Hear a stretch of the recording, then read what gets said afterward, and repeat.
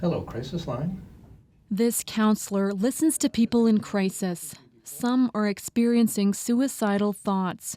Thousands call the helplines at Klinic Community Health in Winnipeg each year. Many of them are students and youth.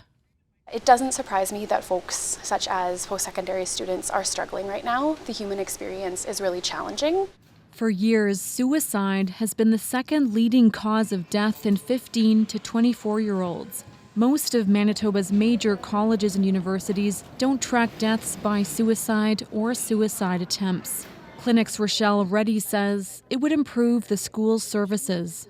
It creates a gap in supports and services because if you don't know what supports are needed, then you can't generate funding for those supports. You can't indicate that there's a need for the funding for those supports. CBC News asked 7 of Manitoba's largest colleges and universities whether or not they do this sort of tracking.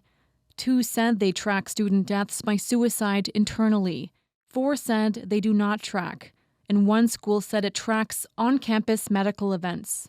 Several schools say mental health is a priority, and they provide counseling and other wellness supports while respecting private health information.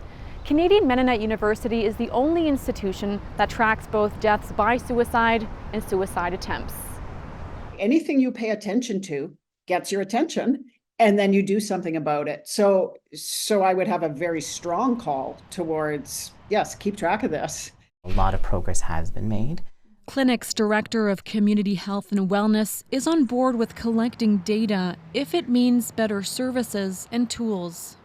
I think if we can really talk about this as a health crisis and that this is a choice that people do make, but then give them options and support them, we'd actually curb this epidemic that we're facing right now. CMU says its data and information helps coordinate and improve resources for students. They say it also destigmatizes mental health, so students feel comfortable reaching out for help when they need it.